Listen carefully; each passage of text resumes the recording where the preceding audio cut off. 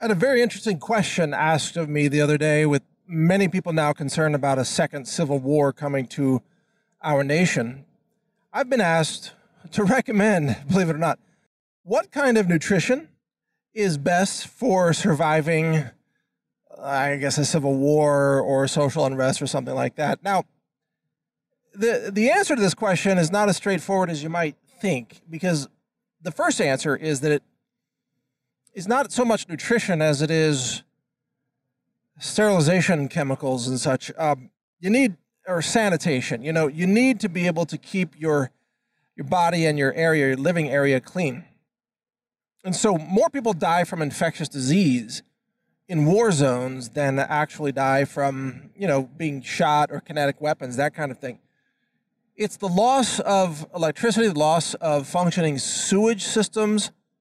It's lack of access to water and soap that actually gets more people killed traditionally than anything else. So I'll talk about nutrition in a minute, but the real answer to this question is you want to make sure that you have some sterilizing chemicals on hand, which could be iodine or povidone iodine, rubbing alcohol, hydrogen peroxide. There's like a barbicide type of product that's good. There's bleach. I actually think that the solid bleach you can buy, I think, like little tablets for your pool or your toilet, 3-inch round. They're about the shape and size of a hockey puck, and they're solid bleach. They have a very, very long shelf life. So you could go to a pool supply store and you could buy a bucket, like a 5-gallon or a 7-gallon bucket of the 3-inch bleach tablets that are also, very, very good. And by the way, bleach kills Ebola. Bleach kills, viral infections, Marburg, bird flu. Bleach kills about everything. Not quite everything, but almost everything. So this is the first thing to keep in mind is make sure you have soap, make sure you have running water, make sure you have topical antiseptics so that you can clean a wound or wash your hands or wash a cut. In a war zone, you can die from a cut or a scrape. It doesn't have to be a gunshot. Just lack of access to basic medical care can get a lot of people killed, frankly. So make sure you have all these things in advance, and they're also barter items. So right now, for example, you can purchase at my store or other places nascent iodine. Well, iodine is a very powerful element. It's used in povidone iodine. It's used in various forms in emergency rooms and so on, and surgery prep and all these things, because you scrub it on the skin, and it kills bacteria and such. So iodine in various forms is very, very useful. I mean, water purification systems use iodine because iodine kills a lot of the things that can infect a water supply. Oh, speaking of water, you absolutely need to have a water filter system.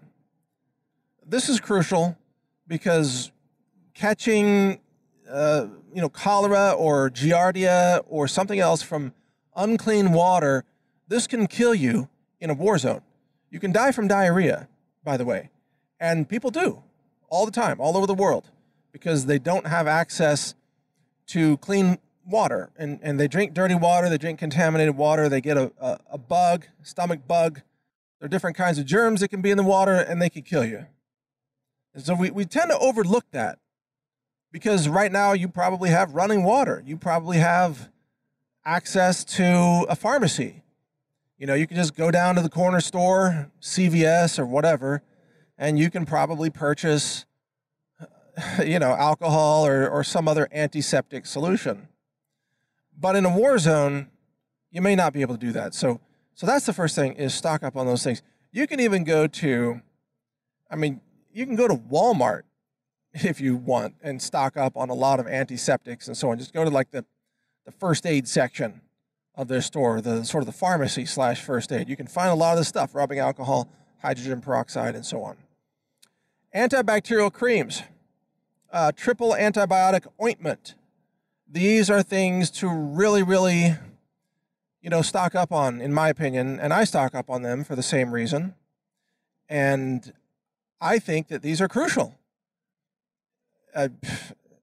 maybe I should go through a whole list of the kind of things I stock up on, but I've got a pretty big selection of antiseptic solutions for this very reason. They're, in a barter situation, they're worth more than gold.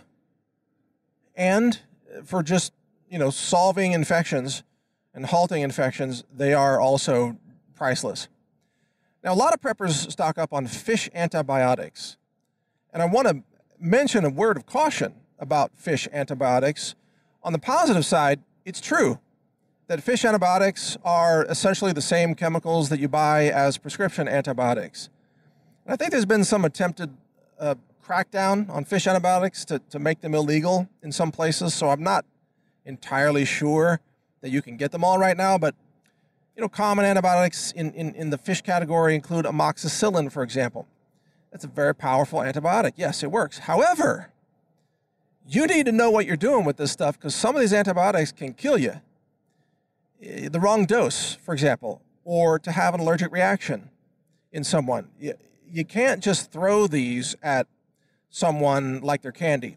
You need to know what you're doing and ideally, of course, get professional medical advice.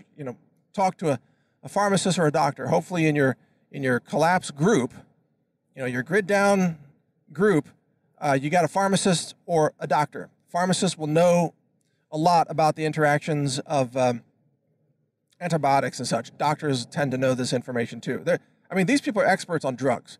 Like doctors are generally speaking horrible at knowing anything about keeping you healthy and preventing disease, but they're experts on the toxicity of drugs. So you can hit them up for that information. Hey doc, what's the dosing limit of this? And he'll tell you as 50 milligrams per kilogram of body weight, whatever. So you do the math and then you figure it out. But I'm just saying, you need to know what you're doing. And you don't want to just take a wild ass guess when you're dosing someone with antibiotics. Just keep all that in mind. Now, getting to food and nutrition. Adaptogens are crucial in my opinion because you're dealing with stresses.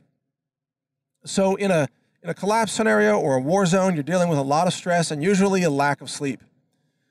So your immune system is compromised. So you're going to need immune support, you're going to need adaptogenic support, and you're going to need cognitive support. Some of this comes from minerals, such as zinc, for example. A lot of people are deficient in zinc and magnesium. And it's very easy to stock up on those minerals at very low cost. In other cases, you need adaptogenic herbs, in my view, such as ashwagandha, for example, or turmeric is one of my favorites. So I think it's a wise idea to stock up on turmeric powder. Turmeric is incredibly useful in lots of different ways. And essential oils should be your first aid medicine kit on top of other antibiotics or even Western medicine items that you might have, such as an EpiPen, for example. If you're allergic to bee stings and so on, or wine, you're allergic to something, you probably have an EpiPen right now. You should definitely stock up on EpiPens because you don't know, frankly, if you're going to be able to get more in a crisis situation or a civil war. Supply lines could be cut off. So this is, now in terms of just like straight calories and the bulk of food, believe it or not, one of the best things to stock up on is peanut butter. And in this case, I say get the plastic jars, not the glass jars, because the plastic jars don't break as easily and they're very, very portable, easy to move around. So go get a bunch of peanut butter jars. They last for years. They're full of calories, and you can put them on lots of things like bread and crackers and so on. Peanut butter is calorie rich. The other thing that you can do, and I've done some of this myself, is you can go get a food dryer, like a Excalibur food dryer, or maybe like a beef jerky drying machine. Some of the hunting supply companies sell the bigger ones for making, deer jerky or whatever, venison jerky. What you can do is you can go buy fully cooked organic sausages from the grocery store, fully cooked, mind you, and you slice them in half long ways. And what I do is I make a salt brine. I take Himalayan salt and water and just mix it up so it's super, super salty. I dip the sausages in the salt brine, and then I put them on the tray for dehydration. And what that does, the salt on the surface of the sausage discourages any kind of bacterial growth or anything like that. But it also gives you extra salt because in a collapse scenario, you may be short on salt. Salt is actually very hard to come by if you're not eating a lot of processed food. Salt used to actually be a lot more valuable than it is now because it was hard to get, and it was, without it, you're kind of screwed in terms of health.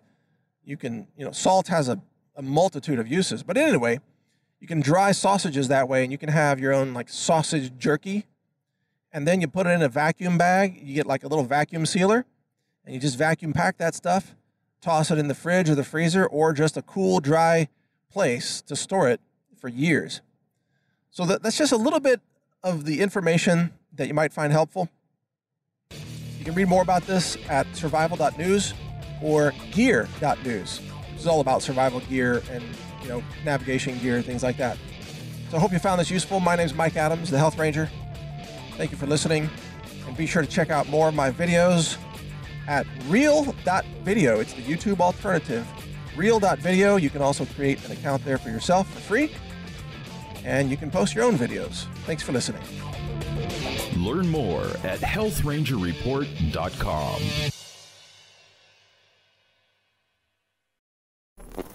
Thank you for watching. If you want to support our mission, visit us at healthrangerstore.com for the world's largest selection of lab-verified superfood and nutritional products for healthy living. It's at healthrangerstore.com.